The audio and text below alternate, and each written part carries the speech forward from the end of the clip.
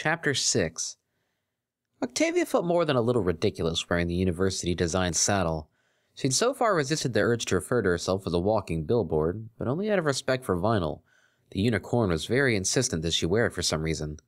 It wasn't the style that was the problem. It was quite a cute thing that rode nicely on her flank, but with a rather big WMU on the side. Octavia tried to not be fussy about fashion as her mother had been, but honestly, who wants to wear words on their clothes? The whole point of wearing things was to make a visually engaging statement, and having letters just seemed redundant. Regardless of her true feelings, the cellist maintained a pleasantly unconcerned demeanor as she accompanied Vinyl into the empty classroom. "What exactly will I be doing?" The DJ scratched the back of her head. "Standing still, I guess. Think you're up to it?" "You're hilarious." The first pony other than them to arrive was the teacher, a mare with a pale green coat and gray distinguished hair. She gave the pair a friendly smile and had a decidedly easygoing air about her. "Hello, Vinyl, and you must be the mare we've heard so much about." "It would appear so."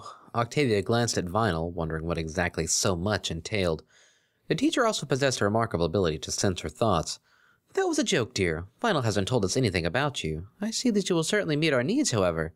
It's been a while since you've practiced on models who actually live up to their title." The cellist smiled and tipped her head gracefully. "You flatter me. I'm just happy to be of assistance." "You remind me of my niece. So polite, that one. Oh, but I'll have to insist you take that saddle off. We're studying the body, not the clothes." Inwardly sighing in relief, Octavia slipped the saddle off and deposited it on the table. Vinyl's mouth opened as if to interject, but before she could say anything, the rest of the class arrived en masse. The DJ slipped away to a desk far away from the gray mare and began to unpack her equipment. It felt somewhat awkward standing in front of the class beside the teacher. For a brief, surreal moment, she thought it was high school once again, and she was being called upon to give a speech for which she had not prepared. Shaking her head to gain freedom from those thoughts, she smirked slightly. Unprepared for a speech? Now that was surreal. "All right, class, as I told you last week, we're going to practice drawing correctly proportioned ponies." The teacher raised a hoof towards the cellist. "Assisting us today is the beautiful— I'm sorry, I don't think I caught your name." "The fault is mine. I didn't introduce myself. My name is Octavia." A few murmurs passed through the class, and most of the stallions sat up straighter, suddenly very keen on paying attention. Vinyl rolled her eyes as Shady followed suit. "Careful, your eyes are going to fall out if you stare any harder," she whispered, earning the satisfaction of seeing him become aware of his behavior. "Hey, I have no control over my eyes, dude. They go where they want. Right now, they want some of that flank. Know what I'm saying?" He hissed back, grinning madly. "Oh, you have no idea. Neither do I. You're such a perv. You're such a prude." Vinyl snorted at that, and soon both of them were muffling their laughter. It was a good few minutes before they realized that the class had begun sketching, and they quickly got to work. Octavia looked slightly uncomfortable standing alone now that the teacher had sat down at her desk, yet she managed to remain completely motionless. A more interesting subject Vinyl had never experienced. 3 glowing pencils drew at the same time on her sheet, each at a different pressure and angle, carving a monochrome cellist out of reality. Caught in an explosion of light that seemed to permeate and enhance her like sunlight shining upon clouds, her little Octavia seemed more real than the classroom around her. The mare herself noticed that the ponies were slowly turning, one by one, to look back at the DJ, who was feverishly scratching at the paper with several white-hazed pencils. Octavia had never seen Vinyl so completely absorbed in something before. It was truly a new perspective. Eventually, even the teacher ambled on over to her desk and peeked at the work. As much as he hated to interrupt, it was unavoidable. Vinyl, sorry dear, the sketch is supposed to be realistic." The white unicorn frowned and the pencils paused mid-stroke. She picked up the page and held it aloft, comparing the subject with her work. "What are you talking about? It looks exactly like her." Octavia desperately wanted to charge over and snatch the paper for herself, but she resisted the urge and focused on staying still. "It's a little bit, impressionistic." "What? How?" Vinyl asked defensively. The teacher leaned down so she couldn't be overheard. "Well, to my eyes, Octavia doesn't seem to be glowing with ethereal light. I think you might be having the artistic version of a, Freudian slip." The cellist saw Vinyl's eyes widen in response to the mare's whispers, and a dark blush flooded her white cheeks in a most fascinating way. "What in Equestria is she embarrassed about? Did she make a mistake?" The DJ closed her notepad and began packing up, accompanied by a chorus of disappointed groans as the rest of the class was denied a chance to go over her work. The teacher didn't ask why, nor did she try to stop her. Instead, she returned to the front of the class and drew attention away from Vinyl by discussing how to position cutie marks correctly. Octavia tried to catch the unicorn's eye, but she seemed to look everywhere but her. In moments, she swept out the door, blue hair bobbing. Trapped under the gaze of a dozen students, there was nothing she could do until the class ended. Take note of how her cutie mark is in the center of each flank, and be careful when drawing the treble clef. Those of you who haven't studied music might find it... "Oh!" exclaimed the dark brown stallion who had sat beside Vinyl. All attention turned to him, and he quickly stammered an explanation. I just realized what I was doing wrong." A few sniggers was all the social punishment he received for interrupting the teacher, and he quickly returned to staring at the Celis cutie mark. It was slightly more humiliating than she had expected. Perhaps that was why Vinyl had tried to make her wear the saddle. I covered that area rather well. So many questions. She hoped her DJ friend was up for a very long phone call tonight. Granted, she was very tired. Vinyl had her musical theory class straight after drawing. Well, tomorrow they would definitely get to chat. Friday was Psych Day, and they would be putting their new tactic into action. After that, Vinyl would have to face the music. Psych patrolled the front of the class, wild red mane and tail bobbing with energy. "Wow!" he exclaimed. A few moments passed as he continued to pace. "Wow!" he said again. "I mean, can you believe it? We're already in week 5. I don't know about you lot, but I feel like we've really bonded over the last few classes, especially our favorite pair." Instantly, all eyes snapped to both mares, who sat on opposite sides of the class as usual. They didn't even open their mouths, showing no reaction. Psych raised an eyebrow and gave it another shot. "So, how was the movie?" Again, no visible sign that they had even heard him. Finding no entertainment in silence, the tutor cut his losses. "All right, let's just move on. Now, the next assignment." He launched into a list of what was expected, and the ponies quickly began riding, all thoughts of the 2 mares forgotten.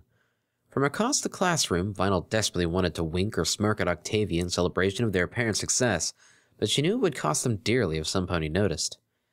For though the majority of the class was focused on riding, one particular unicorn, who happened to have a lyre on her flank, didn't take her eyes off the DJ for a moment.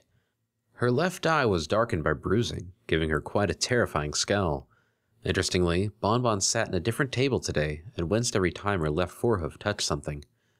With no long-winded arguments to extend the class, it lasted barely another 20 minutes before Psych reluctantly let every pony go.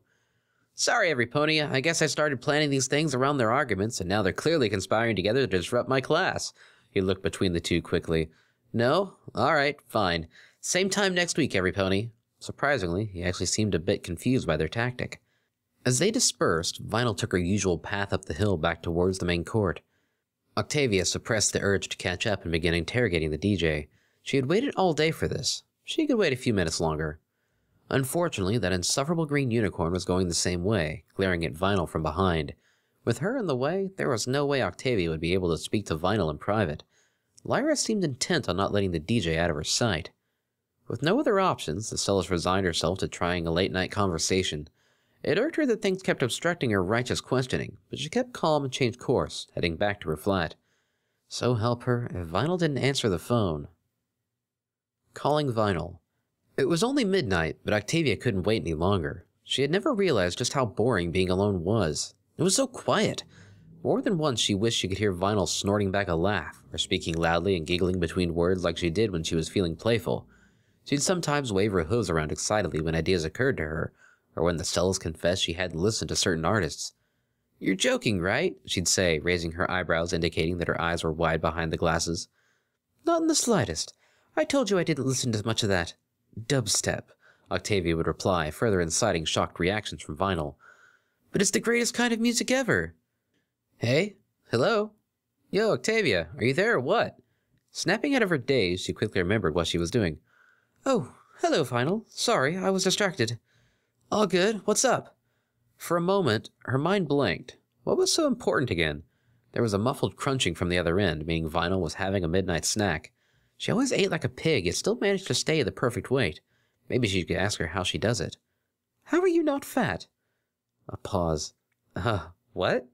Octavia reddened and mentally kicked herself. "I'm sorry. Ignore that. I keep getting distracted tonight." After a moment, during which Vinyl was probably weighing whether to investigate further, the crunching resumed. "No worries, I guess." What I did want to talk about was the drawing class." The crunching slowed slightly. "Yeah?" The DJ's voice sounded cautious. "I was wondering why you ran out halfway through the lesson." "I was done." "Done?"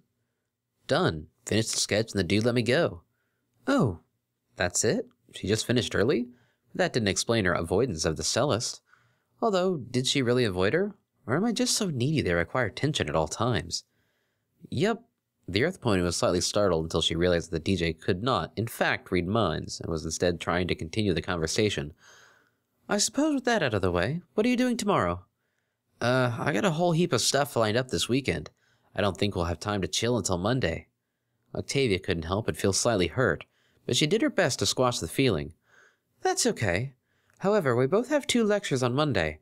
There's no way we'll have time to talk and do what we normally do, she trailed off. Hey, this is totally off topic, but did you know that lectures aren't compulsory? They actually record them so students can listen to them later. I do know that, but considering I live on campus, I don't really have an excuse to miss them. Vinyl chuckled lightly.